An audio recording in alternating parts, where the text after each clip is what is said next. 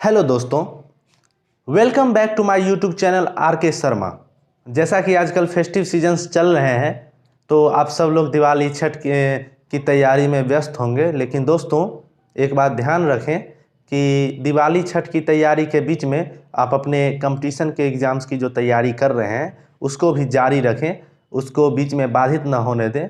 क्योंकि अगर वह कड़ी टूट जाती है तो फिर उस कड़ी को फिर से जोड़ने में थोड़ा समय लग जाता है, जिससे आपका बहुत कीमती समय बर्बाद हो सकता है दोस्तों।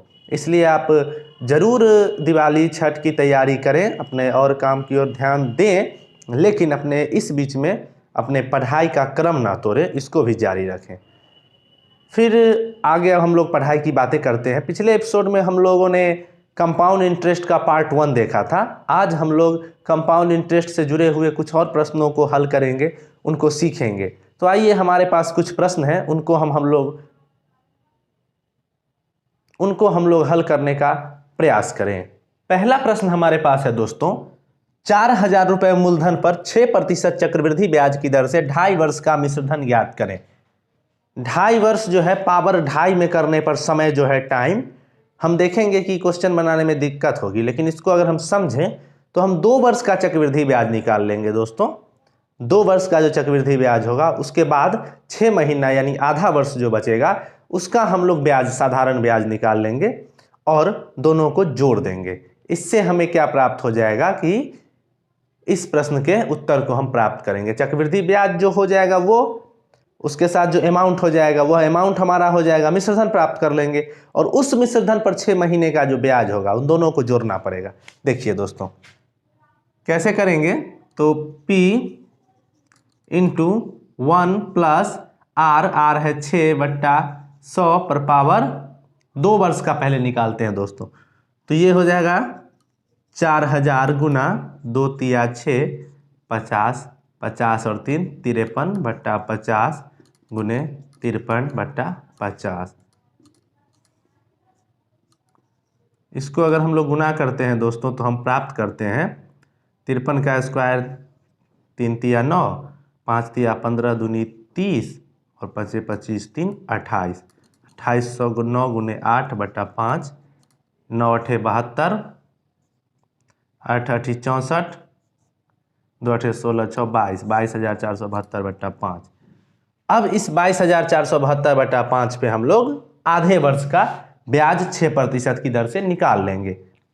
कैसे होगा, तो 22,472/5 गुने 6 और गुना 1/2 और गुना 100। इसको अगर हम हल करेंगे तो हमें प्राप्त होगा, देखिए 2 तिया 6, कितना हुआ दोस्तों, 2 तिया 6, 7 तिया 21, 4 तिया 12, 2 14, 22 तिया 66, 67/500। 5 से इसको भाग देंगे दोस्तों तो यह हो जाएगा 5 एकम 5, 1 7, 5 तिया 15 और 5 एकम 5, 1 7, 5 तिया 15, 2 4 5 चौका 20, 4 1 5 8 40, 1 6 5 तिया 15 20, 13,483 रुपया और 20 पैसा बट्टा 13,483.20 बट्टा फिर 100 भी करना होगा दोस्तों। तो यह हो जाएगा 134 रुपया 83 पैसा। और यहाँ से मूलधन कितना ये हो जाएगा, अगर इसको भाग दे दें तो हो जाएगा 5 चौका 20, 2 4 5 चौका 20, 4 7 5 9 45, 2 2 5 चौका 20 और 4, यह हो जाएगा 4494.40। दोनों को जोड़ दें दोस्तों, 3 8 4 12, 4 4 8 1 9, 9 3 12, 44 1 45 1 46, 4623.23 हो जाएंगे 2.5 वर्ष का मिश्रधन। सबसे पहले हम लोगों ने 2 वर्ष का मिश्रधन ज्ञात कर लिया, 4494.40 पैसा। फिर इस अमाउंट पर 6 महीने का साधारण ब्याज निकाल दिया, जो बाकी 6 महीने बचे ये साधारण ब्याज ही होंगे दोस्तों, क्योंकि चक्रवृद्धि तो यह पूरेगा जब साल भर पूरेगा तब ना इसका ब्याज जुट जाएगा। तो हम लोगों ने साधारण ब्याज से 6 महीने का ब्याज 134 रुपया 83 पैसा निकाला, इन दोनों को जोड़ दिया। अब जो यह मिश्रधन हुआ 4629.23, यही हमारा उत्तर हुआ दोस्तों। आइए अब हम लोग अगले प्रश्न को हल करने की कोशिश करें। अगला प्रश्न कह रहा है एक धनराशि चक्रवृद्धि ब्याज की दर से 3 वर्ष में स्वयं की 3 गुनी हो जाती है, तो ज्ञात करें कि कितने वर्षों में यह राशि स्वयं की 9 गुनी हो जाएगी। देखिए दोस्तों, कहा जा रहा है कि P into 1 plus R by 100 into to the power 3, 3 वर्ष में यह राशि 3 गुनी हो जाती है, यानी 3P हो जाती है। अब इस P से यह P तो कट गया, यानी 1 प्लस आर बाई 100 पर पावर 3 का वैल्यू हमें क्या प्राप्त हो गया, 3। तो अब कह रहा है कि कितने वर्षों में यह राशि स्वयं की 9 गुनी हो जाएगी। तो P into 1 plus R by 100 पर पावर कितना होगा, वह हो जाएगी यह 9P। तो देखिए P से P कट गया। अब 1 प्लस आर बाई 100 पर पावर कितना, x या t मान लें इसको समय, तो यह बड़ा कितना होगा, तो 9। तो 9 को हम लोग क्या लिख सकते हैं, 3 स्क्वायर, और 3 का वैल्यू कितना है 1 प्लस आर बाई 100 पर पावर 3, 1 प्लस आर बाई 100 पर पावर 3, और फिर उसका स्क्वायर, तो स्क्वायर में पावर, दोनों पावर पे पावर तो पावर गुना हो जाएगा। तो t कितना हो गया, दोनों तरफ बेस इक्वल है, पावर t यहाँ 3 दूनी 6, यानी t यानी समय हो गया 6 वर्ष।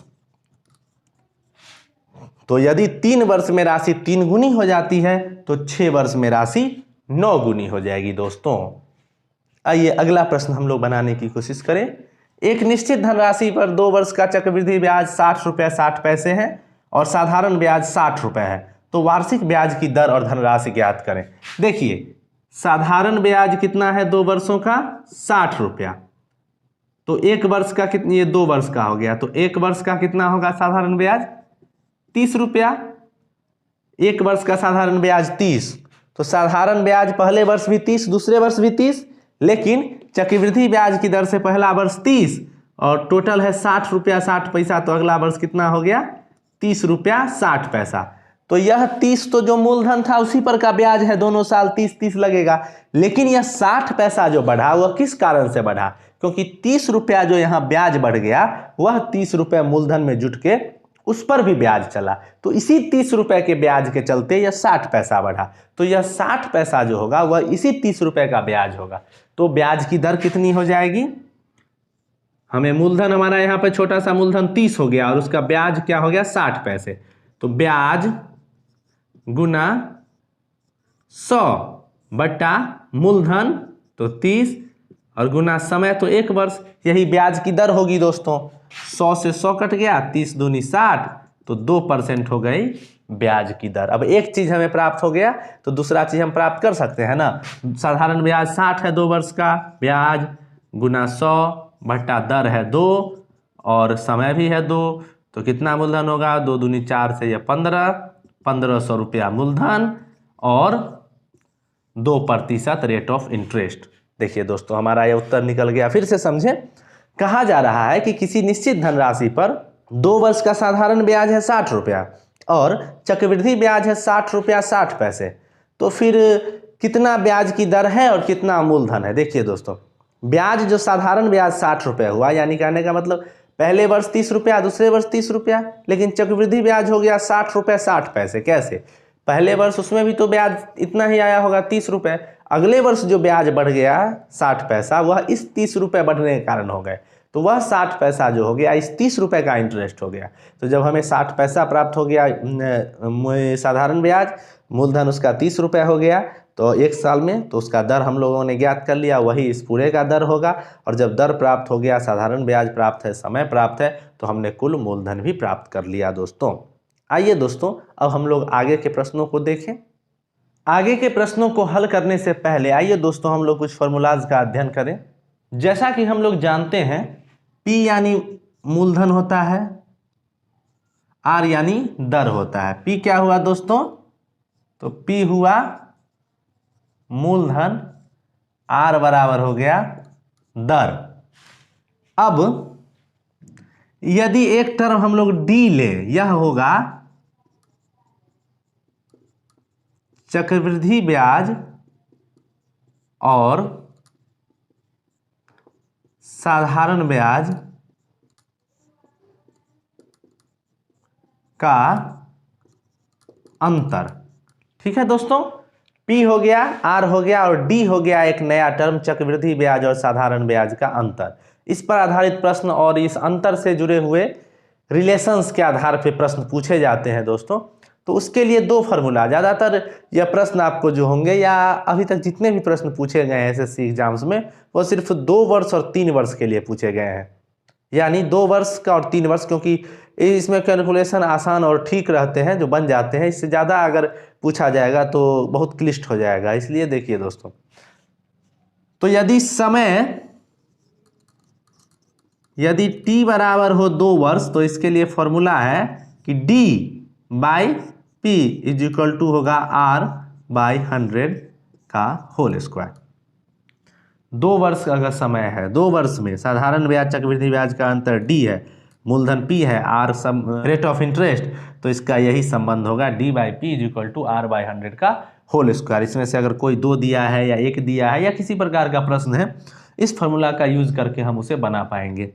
और यदि समय है 3 वर्ष तो होगा दोस्तों D/P, ये हो जाएगा R/100 का होल स्क्वायर, ये टर्म तो रहेगा ही, इनटू हम कर देंगे 300 प्लस R/100। ये हो जाएगा फॉर्मूला हमारा 3 वर्ष के लिए। देखिए दोस्तों, P मूलधन, R दर, D हुआ चक्रवृद्धि ब्याज और साधारण ब्याज का अंतर। समय 2 वर्ष हो तो उसके लिए फॉर्मूला होगा D/P is equal to R/100 का होल स्क्वायर, और यदि 3 वर्ष हो तो उसके लिए फॉर्मूला होगा D/P is equal to R/100 का whole square into 300 plus R/100। इस पर आधारित कुछ प्रश्नों को हम लोग देखें। यह प्रश्न कह रहा है कि रुपए 625 की धनराशि पर 8 वर्ष की वार्षिक ब्याज की दर से 2 वर्ष के चक्रवृद्धि ब्याज और साधारण ब्याज का अंतर ज्ञात करें। P बराबर है मूलधन यानी 625, R इज इक्वल टू है 8%, T is equal to 2 years, तो D is equal to what, D निकालना है। तो 2 वर्ष के लिए क्या फॉर्मूला है दोस्तों, D/P is equal to R/100 का होल स्क्वायर, तो सीधा हम लोग बैठा देंगे उसी फॉर्मूला पे, D/P is equal to R/100 का होल स्क्वायर, यानी D निकालना है, P है 625 बराबर 8/100 का होल स्क्वायर, यानी D/625 बराबर 8/100 गुना 8/100, 25 से 25, 25 से 4, 25 से 4, 4 से 2, 4 से 2, D इज इक्वल टू 2 दूनी 4 रुपये हमारा आंसर हो गया। सीधा फॉर्मूला हमको मिल गया है दोस्तों, उस फॉर्मूला का यूज किया हमने और हमारा यह 2 वर्ष वाला प्रश्न सीधा बन गया। इसके लिए यही फॉर्मूला है D/P is equal to R/100 का होल स्क्वायर। अब हम लोग एक प्रश्न 3 वर्ष वाले क्वेश्चन को देख लेते हैं। एक निश्चित धनराशि पर 4% की वार्षिक ब्याज की दर से 3 वर्ष के चक्रवृद्धि ब्याज और साधारण ब्याज का अंतर 3 रुपये 4 पैसे हैं, तो वह धनराशि ज्ञात करें। क्या है 3 वर्ष के लिए दोस्तों formula, D/P is equal to R/100 का whole square into 300 plus R/100, यानी D हमें ज्ञात है 3 रुपया 4 पैसा, 3.0 चाहिए, इसको लिख सकते हैं 304/100। धनराशि यानी P ज्ञात करना है तो उसको भी नीचे में P लिख दीजिए।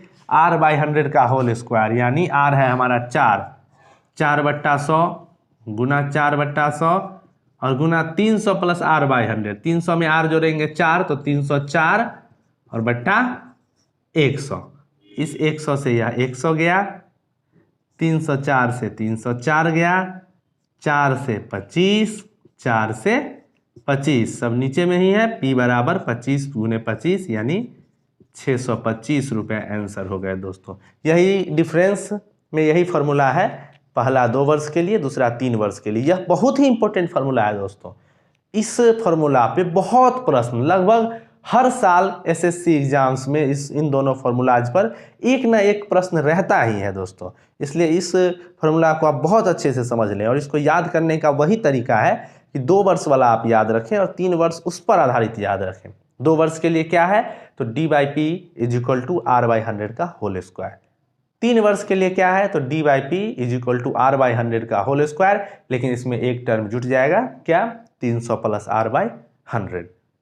तो आज के लिए दोस्तों इतना ही। आप लोगों ने हमारे इस एपिसोड को देखा, इसके लिए आपका बहुत बहुत शुक्रिया। अगले एपिसोड में हम लोग कंपाउंड इंटरेस्ट से जुड़े हुए कुछ और अलग तरह के प्रश्नों को देखेंगे और उसका अध्ययन करेंगे। तब तक के लिए आप लोगों का जुड़ने के लिए बहुत बहुत धन्यवाद। Thank you very much. Have a nice day friends.